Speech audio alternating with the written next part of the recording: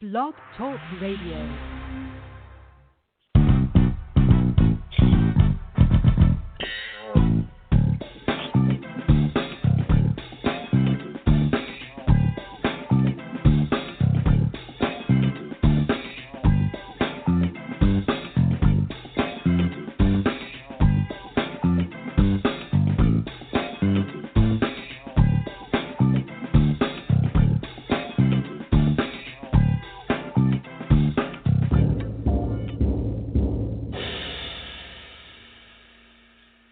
Today is Monday, October 7th, 2019, and this is Foxology. I am Silver Ray Fox, your host. It's Master Your Mindset Monday, y'all. Can you tell I'm excited? Oh, happy, happy day. Yes. What a grand day it is to celebrate yourself and life. And for some reason, it just doesn't feel like life is worth celebrating today. Oh, boy, do I get it. I do. I know some of y'all just feel all filled with woe just because it's Monday. Well, I get it. And others because, well, there's some serious reasons and situations weighing on top of your joy. I'm telling you, I get it. I get it. I get it. But listen up, though. Here's some things to think about. Emotions can rule and they can be cruel. We're going to talk about that. Mindsets can be mean and hide your direction and your destiny and your best life. You better hear me. As the preachers would say, you know I'm preaching. Your thoughts can destroy everything related to your joy. So, why did I say all of that? Because I think you can make up your mind to overcome the thoughts that keep you in the house of woe, and you can set yourself free from the negativity that may be jailing you, and you can also break the chains of successive thoughts that will take you absolutely no place. It can be done. And you know what? I know that it takes some pushing, some prodding, some prying, and some praying to get all of those thoughts off your mind. It takes some awareness, it takes some mental processing and fortitude, it takes time and patience. Yes, all of that. Why is it worth it? Because you want to live your best life. Today, my radio BFF, superstar RRRR, Cassandra McShepard, joins me for this what I consider is a weight off your mind conversation. We're calling it What's on Your Mind. And I challenge you to think about what you're thinking about today. Hi, Cassandra. Silver, always a pleasure. Always a pleasure. Always. Yes, indeed. For sure, for me too. Well, you heard all that I had to say, and I think it was probably a mouthful. So I love it, though. Yeah. It's just our take on things. I often remind the audience that we do a lot of conversations like this when we are not on the air because it's just how we do what we do. We talk about it, we live it, we believe it, we act on it, and it profoundly works is the truth. So what I'd like to do is get started with a first point. When we get up in the morning and move throughout our days, I don't know that a lot of us, I know I am talking for myself too, but it's been a long time ago, don't really think about what you're thinking about. We pretty much live in routines and pretty much know what we're going to do when we get up, and we're going to go to work, and going to know what we're going to do when we get to work and all that stuff. But what I have learned through living this life is that I've learned to question my own thinking. When I wrote that point down, one of the major things that came to my mind are some things that I tried to make happen years ago, some things that were just really phenomenal, really neat, but they didn't work. They kind of fell apart or fell on their face, and I remember thinking how awful it was. And thinking how awful it was made me feel some really kind of bad way, in a hurtful way in my heart and in my mind, my emotions. And I realized through 2 or 3 of those times that you have to question, not so much the fact that something failed, but how you're thinking about it. And so I began to really look at that and understand, some of the cliche stuff like, having a pity party and all of that stuff. But that stuff is really real. And if you want to have a pity party, you can celebrate all by yourself for a long time in that situation. Yeah, you can. And, Yes, that's you can. just one thing where, I had to question and stop and really think about what I was thinking about and know and learn that that was something that could truly keep me from moving forward if I didn't set off the right alerts and alarms and, what was going on, realizing that, failure is not final and, you can start over again and, all the other stuff that you have to tell yourself. But that was something that I realized at those pivotal times that we really have to question what we're thinking. We do, Silver, and it is no small thing. Our thoughts do color our perceptions, and our perceptions create the world or the form in which we have to deal, which can be very limiting. And for others, it's like the song, I Believe I Can Fly, which is exactly how flight happened, by a thought. And so it's incredibly important to check ourselves. The good news, I think, though, is that it is doable. I think of thoughts unchecked, and we can think of any of the really horrible or even, I think, really horrible things that happen around us. But thinking is something not unlike anything else in our life that we go after. You have to cultivate it. I don't think that we can trust the world that we live in to give us food for thought. I think that it is critical that we go get something that creates a foundation for us. I've shared this with you before. I start my every single morning out with a reading that orders my thinking. It's Science of Mind is what I read. And in the Science of Mind, as well as the Bible, it tells us, as a man thinketh, as a woman thinketh, and it speaks to the importance of thinking. It is a creative medium. It is a creative tool if you use it. It is otherwise a prison that holds you and captured, holds you back. It's everything. And I don't believe that it is on a worldwide basis given enough seriousness. It should be taught. The art of thinking, the power of thinking, should be taught from birth and every single class. Every single class.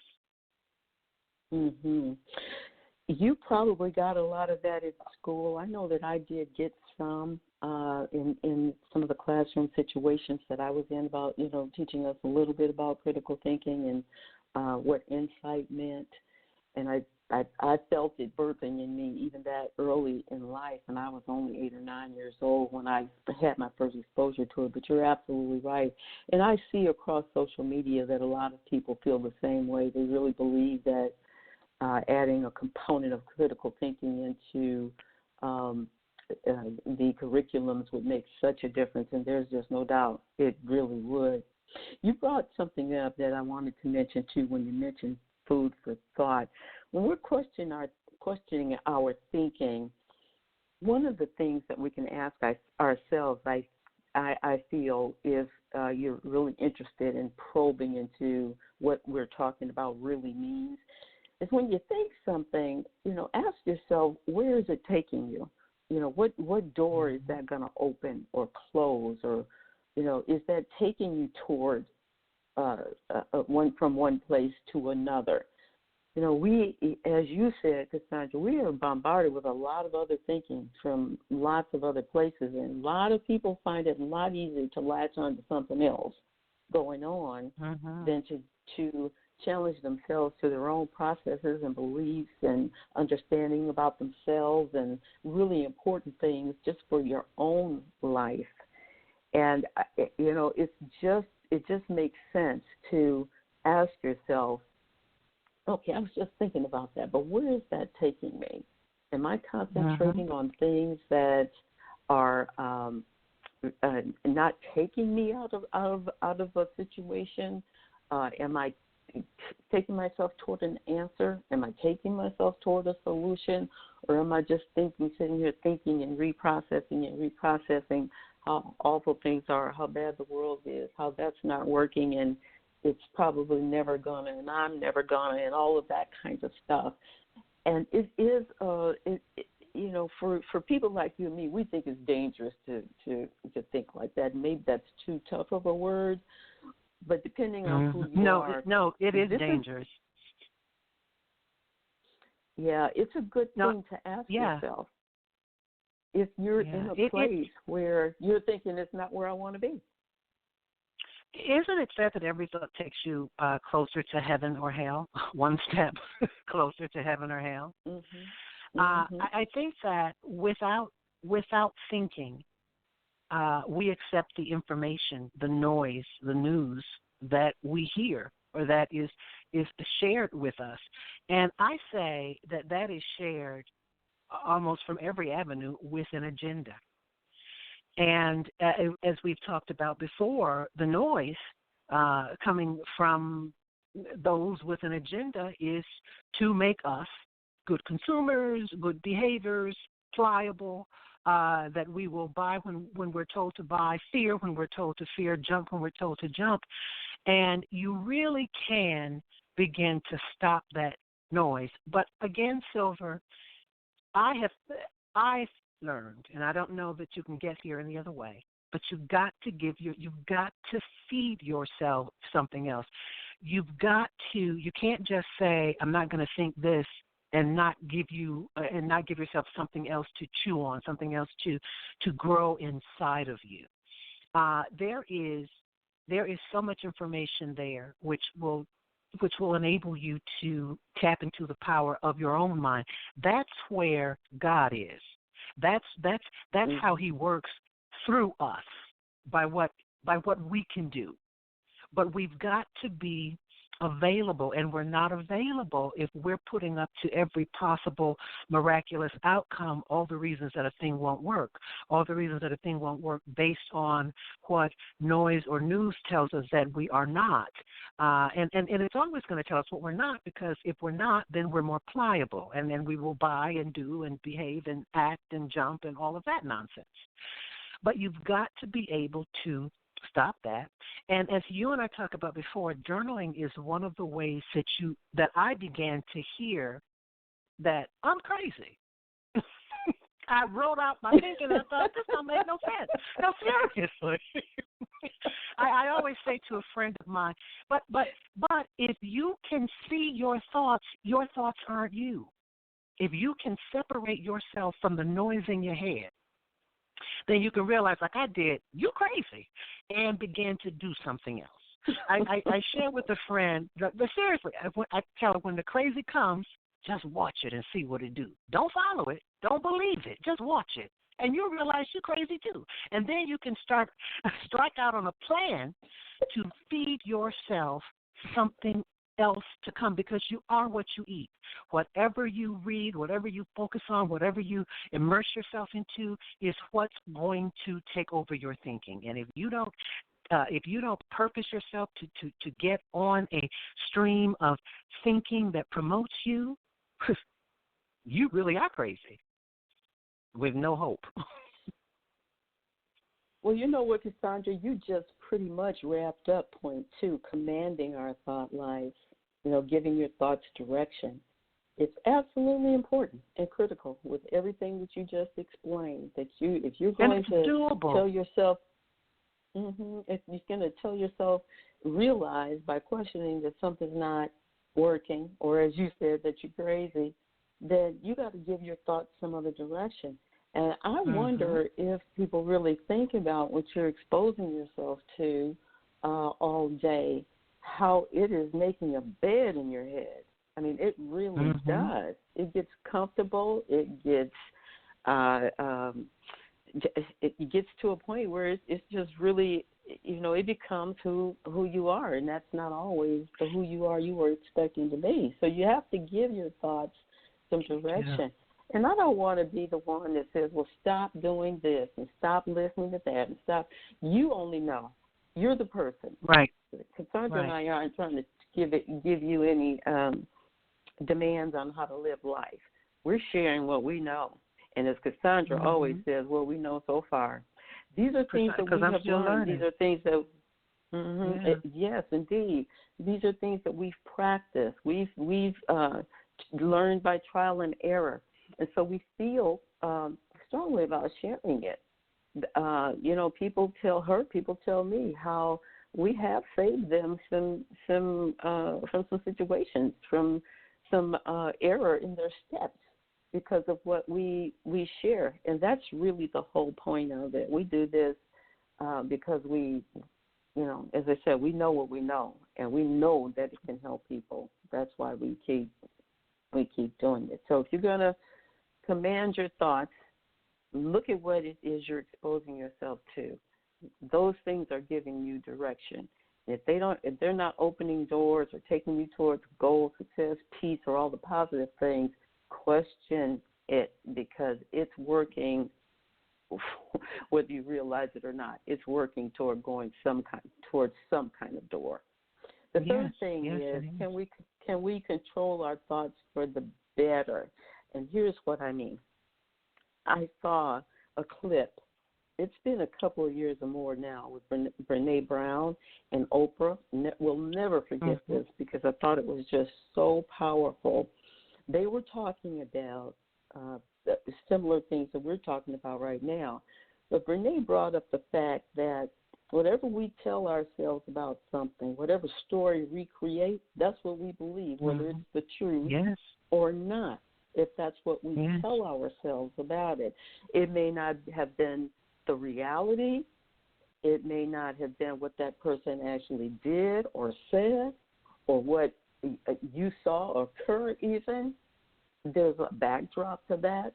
But whatever tells the story we tell ourselves, that's the one we run with without questioning any of the other things with any amount of emotional intelligence or a mindset that wants to probe and see, is what I'm thinking the truth. And so we have to be very careful because we'll think that about something at work. We'll think that about somebody at work that, often somebody might snap or say something to us, and all of a sudden we feel like we've ruined the relationship because of how we respond. And what happened had nothing to do with us directly. That person had a bad day before they stepped out of their house. You never know what they are going through. Whether they're kids, are they in an abusive relationship, are they out of money, or you just don't know. But we tell ourselves, oh, he just thinks this about me, or he just doesn't like me, or did you hear what? Those storylines that we create for ourselves can be so, oh my God, devastating to how we live our lives, because whatever we tell ourselves is what we believe, and we really have to take some more time to choose what to think about certain situations. I shared with a friend who was going through a difficult time. I said, as I would sit and try to talk to her, listen to her, and help her out of where she was. I was going to say stuck, my opinion. But I said to her, sweetie, you're just telling stories. And you're reacting to the stories. You're creating these scenarios, and you're reacting based on what you said. Tell a story where you win. Rewrite it, because all you're doing as we sit here is you're telling stories to me. You're telling stories to yourself. What if? See, a lot of times, Silver, we can't accept the fact that we don't know everything or anything. What if you don't know? I always challenge people to not know. You don't have to have an answer for yourself. If you look at a situation that causes you some kind of feeling and say, I don't know what it is, but I'm willing to know. Well, there is an opportunity for God, for universe, for guardian angels, or for your mind to give some critical thought to it. If you, however, look at it and identify it, and without cultivating your thinking, you would normally look at something and identify it as negative if it felt questionable. And then you react. That's your story, and you're going to stick to it. And then it becomes a domino effect. You can look at something and say, I don't know what that was. I don't like it. I don't know what it was, but I'm willing to know. And I'm certainly willing not to assign it a negative outcome in this moment. You know, when we talk about, because what we're talking about changing your mind, which is, it sounds easy, but it's a process. It didn't happen for me instantly, and I still find myself having to check myself constantly. So it's an ongoing process. But that's one of the ways in the midst of something that you can stop and just say, maybe I don't know what it is. Maybe I don't know what he or she meant. Maybe I don't know. Maybe I'm not right. And just sit with that for a moment. Yes. Yes. Our last point, Cassandra, is conquering the mindset, negative mindset.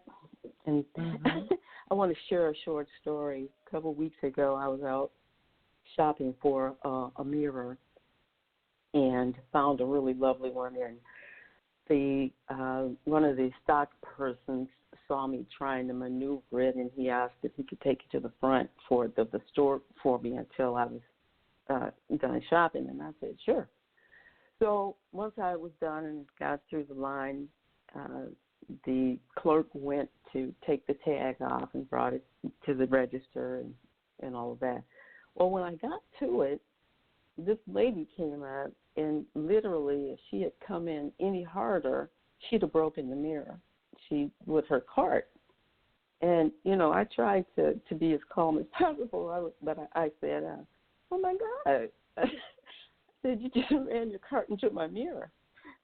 And she went off like you had thought I had, oh, my God.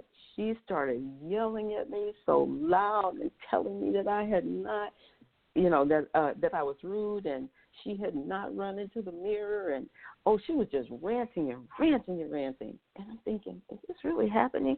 I said, this is one of those cell phone moments where things go viral. I said, yeah, right. But I'm not. Right. I said, I'm not going to do that, though, because I do too many other wonderful things I would prefer go viral. So I'm not going to do that. But I stood there looking at her, and she told me I was rude at least 5 times for saying anything to her. She just, I guess, felt embarrassed, or, you know, I really don't know. But anyway, I was looking around and I was thinking, okay, let me see how am I going to respond to this. And I finally just looked at her eye to eye and said, okay, I'm rude. I'm sorry. She looked at me so strange. Yes. And I thought, okay, well, she thinks that I just agreed with her poor psychology. But what I just actually did was shut this down. Because I was about to say, you should have just stated the whole situation. Right. I said, there are tons of people looking at us, and I'm shutting this down. And I'm leaving with a smile on my face. And they heard me apologize to you for you running into my mirror. So, but I said that to say, conquer, you know, there are certainly a couple of other ways I could have responded to her. You know, number one, it would never be in my nature to start yelling at somebody in a store like that. I mean, some customer service people can get me riled up sometimes, but I didn't know this woman, and she obviously had some issues going on. But I made a decision, literally, to not take it into a higher negative place. And, you know, I said that to say we can conquer if we have a choice. I watch so many videos that come through my timeline, my feed, and I think to myself, you guys, listen, some of that stuff doesn't have to go down like that. You know, decide if my physical is in danger, then we talk about something else. But, for people going off and acting crazy, you know what? Let them go on and go in that direction. I'm not going with them. That's just how I feel about it. But we have to realize we can make spontaneous decisions to conquer the negative things that are impacting us, or the negative responses, actions, and reactions that may come into our minds as well. We're at our 5-minute mark, Cassandra. So what I'd like to do, you've heard the whole conversation. You've been a wonderful part of it as usual. Would you like to add our closing thoughts on this? Yeah, let me first of all, to the point of your story, which is not uncommon when life or someone in our space attempts to pull us out of where we are. What I was thinking is, as we do that introspection and that ordering of our own thinking and that feeding ourselves with food for thought, part of it is what will happen is a real understanding of who we are and how we fit into this thing called the life that we're living. And as we come to that realization and become comfortable with how awesome we are made, and a situation like that happens, you realize she's not talking to you. She may as well say, Susan, you're rude, and your name ain't Susan. So you can more easily forgive someone's error when you know who you are and when you know what you stand for, because you are someone and you stand for something that you are cultivating. Then you don't as easily fall for the okie doke. It's easy to, in any situation, understand the error in someone's thinking or the even in your own, because as I have said to people, nothing in this world that matters is out to get you. So if it feels that way, then you're called to learn something or take a nap.